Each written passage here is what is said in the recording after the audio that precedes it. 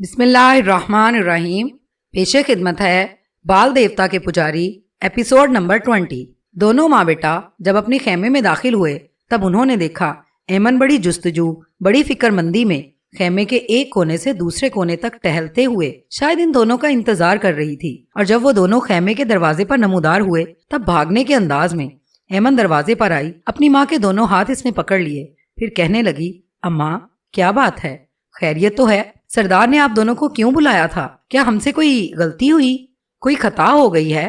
دیسان نے مسکراتے ہوئے ایمن کے خوبصورت گال پر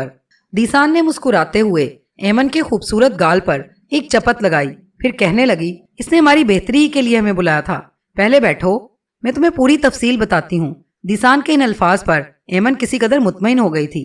پھر وہ تینوں نشستوں پر بیٹھ گئے تھے اور دیسان نے وہ ساری گفتگو جو سردار زومنس کے خیمے میں ہوئی تھی ایمن سے کہہ دی تھی۔ ایمن مسکراتی رہی، تاہم خاموش ہی رہی، یہاں تک کہ دیسان نے اسے مخاطب کیا، میری بچی تم نے کوئی جواب نہیں دیا، اس سلسلے میں تمہیں کوئی اعتراض تو نہیں ہے؟ اس پر ایمن نے اپنی جھکی ہوئی گردن آہستہ آہستہ سیدھی کی، اپنی ماں کی طرف دیکھتے ہوئے کہنے لگی، اماں اس سلسلے میں مجھے کیا اعتراض ہو سکتا ہے؟ آپ نے پہلے ہی مجھے ان سے منسوب کر دیا ہے، اور منسوب ہونے کے بعد میری ان سے شادی کا اہتمام کیا جا رہا ہے، تو مجھے بھلا کیوں اعتراض ہوگا؟ یہاں تک کہنے کے بعد ایمن دم لے کر مزید کچھ کہنا چاہتی تھی کہ سلمون اچھلنے کے انداز میں اپنی جگہ پر اٹھ کھڑا ہوا اور خیمے کے دروازے کی طرف دوڑتے ہوئے اپنی ماں اور بہن کو مخاطب کر کے کہنے لگا، بارش پہلے تھم گئی تھی، اب پھر دیکھو پہلے کی نسبت زیادہ زوردار انداز میں شروع ہو گئی ہے۔ اس پر دیسان اور ایمن بھی خیمے کے دروازے پر آ کھڑی ہوئی تھی اور موسلادھار برستی ہوئی بارش کو دیکھنے لگی تھی۔ اس موقع پر ایمن نے کچھ سوچا، پھر کسی قدر فکر مندی میں کہنے لگی، اماں یکتان کہاں ہیں؟ اتنی بارش ہو رہی ہے، کیا وہ کسی کے خیمے میں ہیں یا باہر؟ اس پر دیسان کہنے لگی، بیٹی وہ جرار اور قبیلے کے دوسرے جوان پڑاؤ کے ارد گرد کی وادیوں میں گھاس کا جائزہ لینے گئے ہوئے ہیں، تاکہ یہ اندازہ لگائیں کہ قبیلے کے ریوڑ کتنے دن وادیوں کی گھاس چر کر گزارا کر سکتے ہیں۔ اس پر ایمن اداس اور فکر مند ہو گئی، کہنے لگی، اس کا مطلب ہے وہ بارش میں بھیگ گئے ہوں گے۔ اس کے بعد ایمن رکی، پھر اپنی ماں کی طرف دیکھتے ہوئے کہنے لگی، اماں کیا ایسا ممکن نہیں کہ ہم آگ روشن کریں اور ان کی آمد سے پہلے پہلے کھانا تیار کر لیں؟ دیسان نے ایمن کی اس تجویز سے اتفاق کیا تھا۔ پھر دونوں ماں بیٹی اٹھیں، آگ روشن کی اور کھانا تیار کرنے لگی تھیں۔ کھانا تیار کر کے وہ فارغ ہی ہوئی تھی اور دوبارہ سلمون کے پاس بیٹھ کر گفتگو کا آغاز کرنا ہی چاہتی تھی کہ خیمے کے باہر سے سلمون کا نام لے کر کسی نے پکارا تھا۔ اس پکار کو سن کر سلمون فوراً اپنی جگہ پر اٹھ کھڑا ہوا اور اپنی ماں دیسان کی طرف دیکھتے ہوئے کہنے لگا، اماں یہ بھائی یکتان کی آواز ہے، وہ مجھے آواز دے کر بلا رہے ہیں۔ سلمون کے ان الفاظ کے جواب میں ایمن فکر مندی کا اظہار کرتے ہوئے کہنے لگی، وہ تمہیں خیمے سے باہر کیوں بلا رہے ہیں؟ وہ خود اندر کیوں نہیں آ جاتے؟ اس پر خیمے کے دروازے کی طرف جاتے ہوئے سلمون کہنے لگا، بارش اب رک گئی ہے، میں دیکھتا ہوں بھائی کیا کہتے ہیں۔ سلمون کے پیچھے پیچھے ایمن بھی اٹھ کر خیمے کے دروازے کی طرف ہو لی تھی۔ دونوں بہن بھائی نے دیکھا کہ خیمے کے ایک طرف یکتان بن سلوم کھڑا تھا، اور جو ہی وہ دونوں بہن بھائی خیمے کے دروازے پر آئے، یکتان بن سلوم سلمون کو مخاطب کر کے کہنے لگا، سلمون میرے عزیز بھائی، میرا کوئی لباس دے دو، میں دوسرے خیمے میں جا کر لباس تبدیل کر لوں، اس لیے کہ میرے یہ کپڑے بھیگ گئے ہیں۔ یکتان بن سلوم کو اس حالت میں دیکھتے ہوئے ایمن مسکرا رہی تھی۔ پھر یکتان بن سلوم کو مخاطب کر کے کہنے لگی، آپ یہیں رکیں، میں آپ کا لباس لاتی ہوں۔ اس کے ساتھ ہی وہ پیچھے ہٹی اور تھوڑی دیر بعد وہ ایک لباس لے کر آئی۔ آگے بڑھ کر خود اس نے وہ لباس یکتان بن سلوم کو تھمایا، پھر دھیمے لہجے اور گلہ کرنے کے انداز میں کہنے لگی، اتنی بارش میں ارد گرد کی چراگاہوں کا جائزہ لینے کی کیا ضرورت تھی؟ یہ کام آپ بعد میں بھی کر سکتے تھے۔ ایمن کی اس محبت اور چاہت پر یکتان بن سلوم مسکرا دیا تھا۔ اپنے دوسرے خیمے میں گیا، لباس اس نے وہاں تبدیل کیا۔ جب وہ واپس آیا تو اس نے دیکھا کہ سلمون اور ایمن دونوں بہن بھائی ابھی خیمے کے دروازے پر ہی کھڑے تھے۔ جب وہ ان کے پاس آیا تب اس کی طرف تیز نگاہوں سے دیکھتے ہوئے ایمن نے پوچھ لیا، بھیگا ہوا لباس جو آپ نے اتارا ہے وہ کہاں ہے؟ اس پر یکتان بن سلوم مسکرایا اور کہنے لگا، میں نے اتار کر اور نچوڑ کر وہیں خیمے کے اندر جو رسیاں لگی ہوئی ہیں ان پر ڈال دیا ہے، خشک ہو جائے گا۔ ایمن نے پھر گھورنے کے انداز میں اسے دیکھا اور کہنے لگی، آپ کو یہ کام کرنے کی کیا ضرورت تھی؟ آپ یہاں لے آتے، میں اس کو دھو دیتی۔ جواب میں یکتان بن سلوم کہنے لگا، ایمن میں ایسے کام کرنے کا عادی نہیں ہوں۔ جتنا عرصہ تم میری ماں کے ساتھ رہی ہو تم نے دیکھا ہوگا کہ میں نے کبھی اپنی ماں کو زیادہ کام نہیں کرنے دیا۔ اپنے کام کے علاوہ اپنے بھائیوں بلکہ اپنے ماں کے بھی بہت سے کام میں خود کر دیا کرتا تھا، اور یہ میں اس وقت سے کیے جا رہا ہوں جب میں ابھی بچہ ہی تھا۔ یکتان بن سلوم کے ان الفاظ پر ایمن خاموش رہی، تاہم وہ کچھ اداس ہو گئی تھی۔ तीनों खेमे में दाखिल हुए। खाना चूंकि पक चुका था, लिहाजा तीनों बैठकर खाना खाने लगे थे। जब खाने से फारिग हुए तो गुफ्तगू का आगाज दिसान ने किया और यकतान बिन सलूम की तरफ देखते हुए कहने लगी, बेटे, तुम्हारे, जरार और तुम्हारे साथियों के जाने के बाद सरदार ज़ोमनस ने मुझे और सलमून को बुलाया था। दिसान के इन अल्फाज पर यकतान बिन सलूम चौंका। तजस्सुस भरे अंदाज में दिसान की तरफ देखते हुए इसने पूछ लिया, क्यों बुलाया था? यकतान बिन सलूम के इस्तफसार पर दिसान ने बड़े मुतमईन और खुशकुन अंदाज में ज़ोमनस से होने वाली गुफ्तगू की तफसील कह दी थी। दिसान जब खामोश हुई तब इस मौका पर एक गहरी और मुस्कुराती हुई निगाह यकतान बिन सलूम ने अपने सामने बैठी हुई एमन पर डाली। इस मौका पर एमन के लबों पर भी तबस्सुम था। यहाँ तक कि यकतान बिन सलूम ने दिसान को मुखातिब किया, अम्मा, ये मामला ज़ोमनस, मेरे या आपके तय करने का नहीं है। सबसे पहले एमन की रजामंदी का एहतराम किया जाना चाहिए। इसलिए कि यकतान बिन सलूम अपनी बात मुकम्मल ना कर सका। दिसान बीच में बोल पड़ी और कहने लगी, मेरे बेटे, इस सिलसिले में तुम्हारी आमद से पहले इस मौजू पर मैं एमन से भी गुफ्तगू कर चुकी हूँ और एमन ज़ोमनस के लाया अमल के मुताबिक तुमसे शादी करने के लिए बिल्कुल तैयार है। दिसान के इन अल्फाज पर यकतान बिन सलूम खुश हो गया था, जबकि एमन बराबर मीठी मीठी निगाहों से इसकी तरफ देखे जा रही थी। कबल इसके कि चारों में से कोई कुछ कहता, दरवाजे पर कबीले का एक शख्स नमूदार हुआ और यकतान बिन सलूम को मुखातिब करके कहने लगा, आपको सरदार ज़ोमनस ने बुलाया है। इसके ये अल्फाज सुनकर यकतान बिन सलूम चौंका और कहने लगा, क्यों, खैरियत है? इस पर आने वाला कहने लगा, मेरे अंदाजे के मुताबिक खैरियत नहीं है। दमिश्क के बादशाह बिन हुदद की तरफ से कुछ कासिद आए हैं। वो बिन हुदद का कोई पैगाम कहना चाहते थे, लेकिन ज़ोमनस ने इन्हें अपने खेमे में बिठाया है और इनसे कहा है कि पहले मैं यकतान बिन सलूम को बुला लूं, इसकी मौजूदगी में वो पैगाम सुनूंगा जो तुम लेकर आए हो। ये अल्फाज सुनकर यकतान बिन सलूम चौंका था। अपनी जगह पर उठ खड़ा हुआ और दिसान की तरफ देखते हुए कहने लगा, अम्मा, मैं थोड़ी देर तक आता हूँ। इसके बाद ही यकतान बिन सलूम खेमे से निकल गया था। जब वो ज़ोमनस के खेमे में दाखिल हुआ तो बिन हुदद के कासिद अपनी जगह से इसके एहतराम में उठ खड़े हुए थे। खेमे में इस वक्त ज़ोमनस के अलावा इसका बेटा जरार, कुछ कबीले के सरकर्दा लोग और छोटे सालार बैठे हुए थे। आगे बढ़कर यकतान बिन सलूम ज़ोमनस के पहलू में बैठ गया। इसके बैठने के बाद आने वाले कासिद भी बैठ गए। फिर ज़ोमनस इन्हें मुखातिब करके कहने लगा, अब यकतान बिन सलूम जो हमारे कबीले के लश्कर का सालार है आ गया है, लिहाजा कहो तुम बिन हुदद की तरफ से क्या पैगाम लेकर आए हो? इस पर आने वाले कासिदों में से एक बोला और कहने लगा, आप लोगों के नाम बिन हुदद ने एक इंतहाई अहम पैगाम देकर भेजा है। सामरा का बादशाह अख्याब एक बार फिर बिन हुदद पर हमला आवर होने के लिए पर तोल रहा है। इसने अपनी तैयारियों को आखिरी शक्ल दे दी है। इस मकसद के लिए इसने यहूदियों की दूसरी रियासत, यहूदियों के हुक्मरान यहूसफ से भी मदद ली है, इसलिए कि यहूसफ इसका दामाद है। ये सारी खबरें और अख्याब और यहूसफ की जंगी तैयारियों की इतलात हमारे मुखबरों ने बिन हुदद तक पहुंचा दी है। लिहाजा बिन हुदद ने आपके नाम ये पैगाम भेजा है कि जिस लश्कर के साथ आप पहले इसके लश्कर में शामिल होकर अख्याब के खिलाफ हरकत में आए थे, अपने इस लश्कर के साथ जिस कदर जल्द मुमकिन हो दमिश्क पहुंच जाएं। अख्याब का कोई पता नहीं वो कब और किस वक्त हरकत में आए और हमारे इलाकों को निशाना बनाना शुरू कर दे। इस बिना पर बिन हुदद चाहता है कि आप फिलफोर दमिश्क पहुंचें ताकि अख्याब के खिलाफ कार्रवाई करके इसके इलाकों के अंदर ही इसे महसूर कर दिया जाए। यहाँ तक कहने के बाद वो कासिद रुका। फिर अपनी बात को आगे बढ़ाता हुआ वो कह रहा था, बिन हुदद का ये भी कहना है कि आप लश्कर के साथ फिलफोर जिस जगह पड़ाव किए हुए हैं वहां से कूच करके दमिश्क की तरफ रवाना हो जाएं, जबकि आपका कबीला बेशक आपके पीछे आराम से कूच दर कूच करते हुए दमिश्क के नवाह में उसी जगह आ जाए जहां वो पहले खैमा जन हुआ था। बिन हुदद का कहना है कि जिस जगह दमिश्क के नवाह में जबले कासियोन की वादियों में हमने पड़ाव किया था वो वादियां फिर घास से अट गई हैं और वहां आप क्याम कर सकते हैं। इसका यह भी कहना है कि अगर इन वादियों में घास खत्म हो भी गई तब भी बिन हुदद हमारे कबीले के लोगों के लिए खुराक और जानवरों के चारे का उम्दा और बेहतरीन इंतजाम इसी तरह करेगा जिस तरह वो पहले करता रहा है। यहाँ तक कहने के बाद वो कासिद जब खामोश हुआ तब कुछ देर खामोशी रही, यहाँ तक कि ज़ोमनस ने यकतान बिन सलूम की तरफ देखा। फिर कहने लगा, बेटे अब बोलो, तुम्हारा क्या इरादा और क्या ख्याल है? बिन हुदद ने जो जिस कदर जल्द हमारे लश्कर को दमिश्क पहुंचने के लिए कहा है तो लगता है हालात वाकई बड़े संजीदा और तशवीशनाक हैं। इन अल्फाज के जवाब में यकतान बिन सलूम कहने लगा, आपका कहना दुरुस्त है। मैं आज ही रात के पहले हिस्से में यहाँ से दमिश्क की तरफ कूच कर जाऊंगा। आप चंद रोज तक यही क्याम रखें, इसलिए कि यहाँ इस कदर घास है कि हमारा कबीला आसानी से अपने जानवरों को कम से कम 15 दिन के लिए यहाँ खुराक मुहैया कर सकता है और हमारे जानवर इर्द गिर्द की वादियों में 15 दिन तक चरकर खूब पेट भरकर गुजर बसर कर सकते हैं। میرے خیال میں ان وادیوں کی گھاس سے مستفید ہونے کے بعد آپ بھی قبیلے کو لے کر میرے پیچھے پیچھے واپس دمشق کی طرف روانہ ہو جانا۔ زومنس کے قبیلے کے معززین اور زومنس کے بیٹے جرار نے یقطان بن سلوم کی اس تجویز سے اتفاق کیا تھا، یہاں تک کہ یقطان بن سلوم اٹھ کھڑا ہوا اور زومنس کی طرف دیکھتے ہوئے کہنے لگا، میں خود بھی اپنی تیاری کرتا ہوں اور جس لشکر نے میرے ساتھ جانا ہے اسے بھی تیاری کے لیے کہتا ہوں، اس کے بعد میں یہاں سے کوچ کروں گا۔ اس موقع پر زومنس کا بیٹا جرار بھی اپنی جگہ پر اٹھ کھڑا ہوا اور یقطان بن سلوم کی طرف دیکھتے ہوئے کہنے لگا، میرے عزیز بھائی چلو، میں بھی تمہارے ساتھ چلتا ہوں اور لشکر کی تیاری اور کوچ میں تمہاری مدد کرتا ہوں۔ اس کے ساتھ ہی یقطان بن سلوم اور جرار خیمے سے نکل گئے تھے۔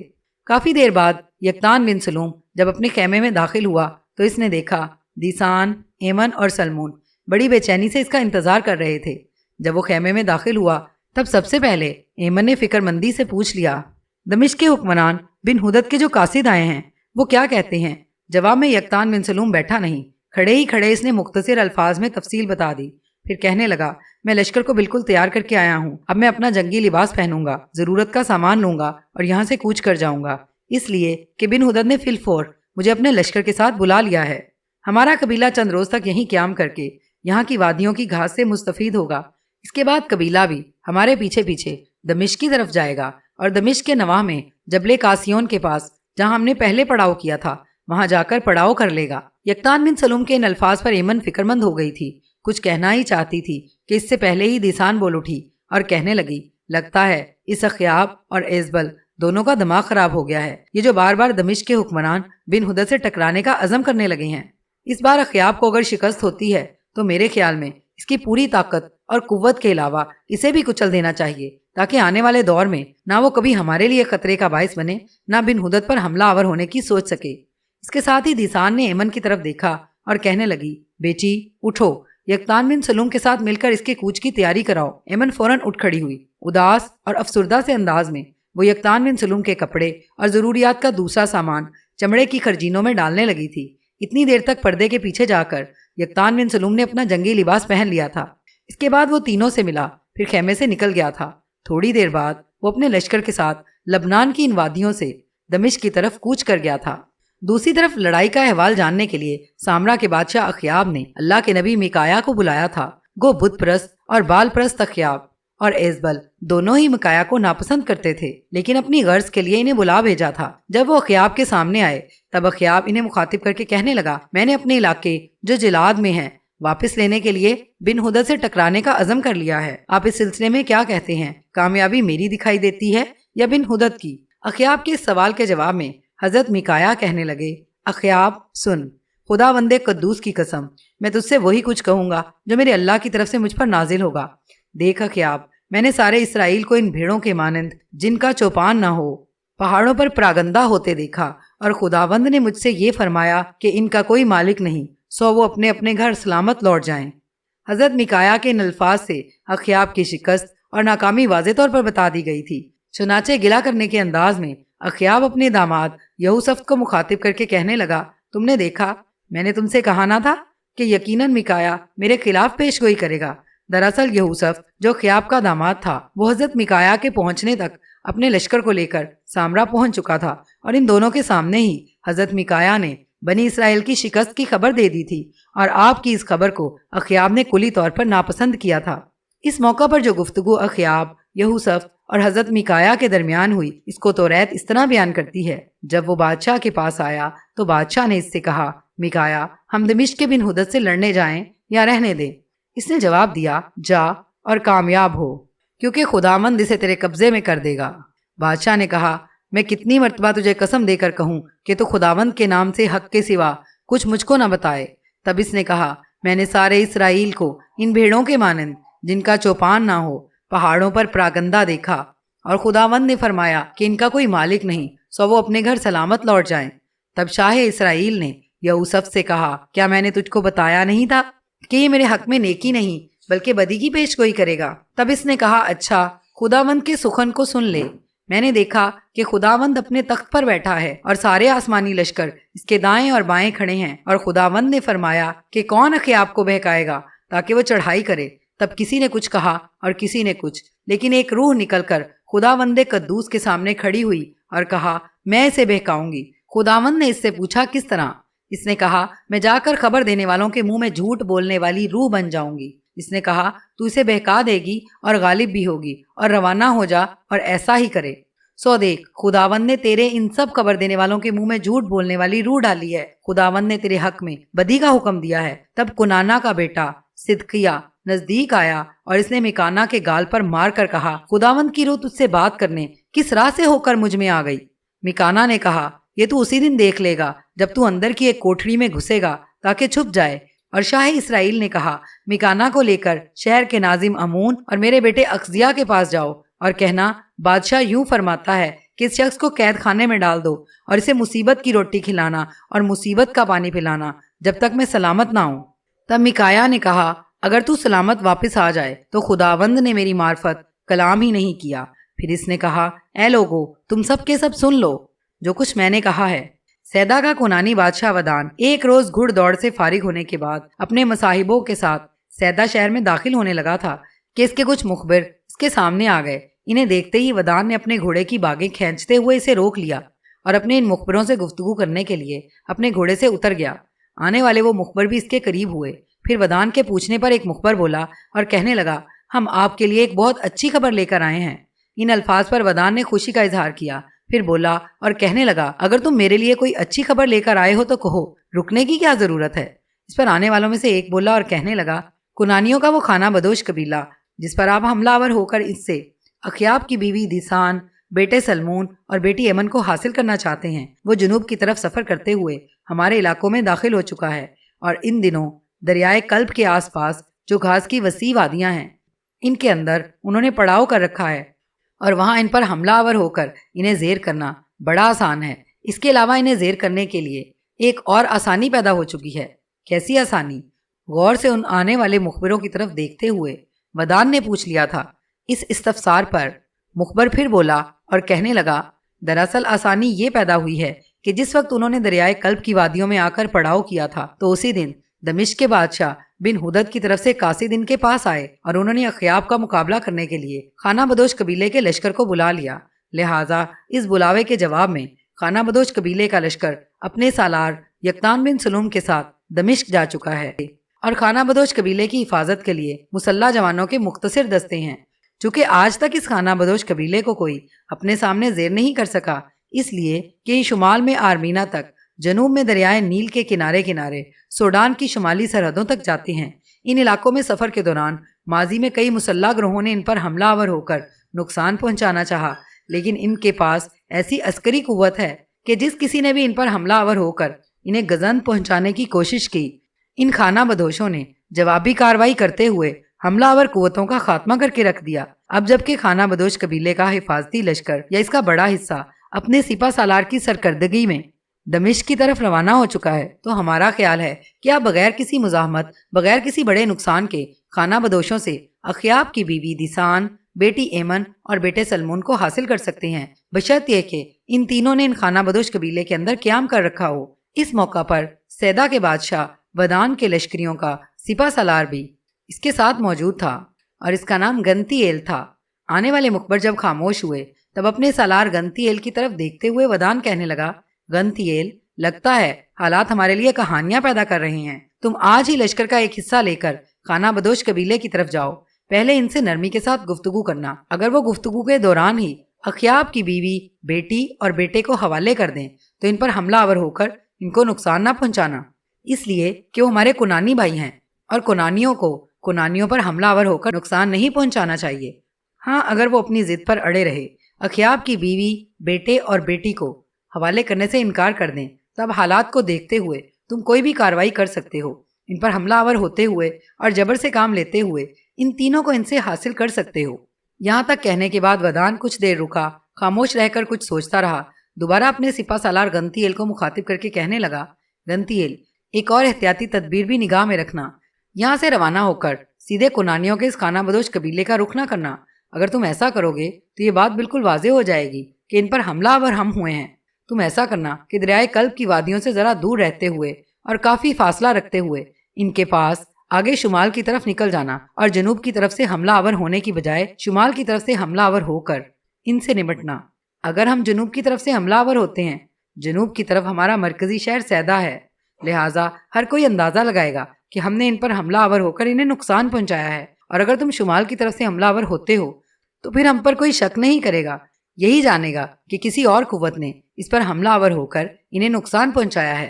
سپہ سالار گنتیل نے ودان کی اس تجویز سے اتفاق کیا تھا، چنانچہ ودان اپنے سپہ سالار اور دوسرے امراء کے ساتھ شہر میں داخل ہوا، اور اسی روز اس کا سپہ سالار گنتیل ایک لشکر لے کر شمال کی طرف کوچ کر گیا تھا۔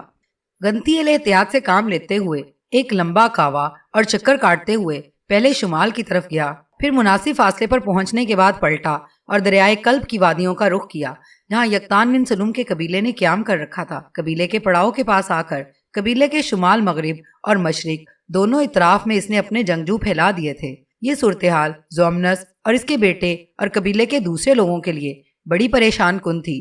اس موقع پر زومنس اور جرار کے علاوہ قبیلے کے دوسرے معززین بھی ایک جگہ جمع ہوئے۔ پھر زومنس انہیں مخاطب کر کے کہنے لگا، یہ کون لوگ ہیں جو تین اطراف سے ہمارا گھیراؤ کرنے کی کوشش کر رہے ہیں؟ اور دکھ کی بات یہ ہے کہ اس وقت ہمارا گھیراؤ کر رہے ہیں جس وقت ہمارا لشکر اور سپہ سالار دمشق کی طرف جا چکے ہیں۔ لگتا ہے یہ پہلے سے طے شدہ کوئی تجویز ہے جس کے تحت یہ لوگ ہمیں نشانہ بنانا چاہتے ہیں۔ یہاں تک کہتے کہتے سردار زومنس رک گیا، اس لیے کہ شمال کی طرف سے کچھ گھڑ سوار اپنے گھوڑوں کو سرپٹ دوڑاتے ہوئے اس جگہ آئے جہاں سردار زومنس قبیلے کے سرگردہ لوگوں کے علاوہ اپنے بیٹے جرار کے ساتھ کھڑا تھا۔ قریب آ کر وہ سوار گھوڑوں سے اترے، پھر وہ زومنس کو مخاطب کر کے کہنے لگے، ہم آپ لوگوں کے قبیلے کے سردار سے ملنا چاہتے ہیں۔ اس پر اس کی طرف غور سے دیکھتے ہوئے زومنس کہنے لگا، میرا نام زومنس ہے اور میں ہی اس خانہ بدوش قبیلے کا سردار ہوں، کہو تم کیا کہنا چاہتے ہو؟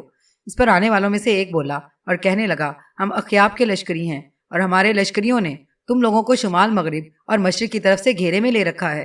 ہمیں پتہ چلا ہے کہ اخیاب کی بیوی دیسان، اس کے بیٹے سلمون اور بیٹی ایمن نے تمہارے خانہ بدوش قبیلے کے اندر قیام کر کے پناہ لے رکھی ہے۔ اگر تم ان تینوں کو ہمارے حوالے کر دو تو میں اور ہمارے مسلح جوانوں کا سالار تمہیں یقین دلاتے ہیں کہ تم سے نہ کوئی تعرض کیا جائے گا، نہ تم پر حملہ آور ہو کر تم میں سے کسی کو نقصان پہنچایا جائے گا۔ زومنس اور اس کے بیٹے جرار نے جب ان تینوں کی موجودگی سے انکار کر دیا تب وہ پلٹ کر چلے گئے۔ تھوڑی دیر بعد سیدا کے سپہ سالار گنتیل کے لشکری شمال، جنوب اور مغرب کی طرف سے ان کی طرف بڑھنا شروع ہوئے۔ جب وہ قبیلے کے خیموں کے بالکل قریب آ گئے تب گنتیل زومنس کے پاس آیا اور کہنے لگا، اس سے پہلے میرے آدمی تم سے گفتگو کر کے گئے، ہم تمہارے قبیلے کی تلاشی لیں گے، اس لیے کہ تم نے انکار کر دیا ہے کہ اخیاب کی بیوی، بیٹے اور اس کی بیٹی نے تمہارے ہاں پناہ لے رکھی ہے۔ دیکھو ہم تمہیں نقصان نہیں پہنچانا چاہتے، ہاں اگر تم نے جو کچھ ہم کہہ رہے ہیں وہ نہ مانا تو ہم تم پر حملہ آور ہوں گے، ایسا قتل عام کریں گے کہ کسی کو زندہ نہیں چھوڑیں گے۔ فی الحال ہم تم پر حملہ آور نہیں ہو رہے، ہم تمہارے قبیلے کی تلاشی لیں گے۔ اگر وہ تینوں افراد جن کی ہمیں تلاش ہے وہ ہمیں مل گئے تو ہم انہیں لے کر چپ چاپ یہاں سے چلے جائیں گے، تمہیں کوئی گزند نہیں پہنچائیں گے، اور اگر اس سلسلے میں تمہارے مسلح جوانوں نے کسی بھی طرح کی مزاحمت کرنے کی کوشش کی تو میں اپنے لشکریوں کو حکم دوں گا کہ تم پر حملہ آور ہوں اور تم لوگوں کا قتل عام شروع کر دیں۔ گنتیل کے ان الفاظ کے جواب میں جب زومنس نے خاموشی اختیار کی تو گنتیل کے حکم پر اس کے لشکری پڑاؤ میں گھس گئے، ایک ایک خیمے کی تلاشی لینے لگے۔ اس تلاشی کے دوران اخیاب کے وہ قاصد جو اس نے ودان کی طرف بھجوائے تھے اور جو دیسان، سلمون اور ایمن تینوں کو ان کی شکلوں سے پہچانتے تھے وہ بھی ان کے ساتھ تھے۔ چنانچہ تلاشی کے دوران دیسان، سلمون اور ایمن کو پہچان لیا گیا اور گنتیل نے ان تینوں کو پڑاؤ سے نکال لیا۔ زومنس کے پاس چند مسلح دستے تھے جن کے ساتھ وہ مزاحمت نہیں کر سکتا تھا، لہٰذا گنتیل تینوں کو لے کر وہاں سے روانہ ہوا۔ کچھ دور جنوب کی طرف جانے کے بعد اس نے کچھ مسلح دستوں کی نگرانی میں وہیں سے دیسان، سلمون اور ایمن کو سامرا شہر کی طرف روانہ کر دیا تھا۔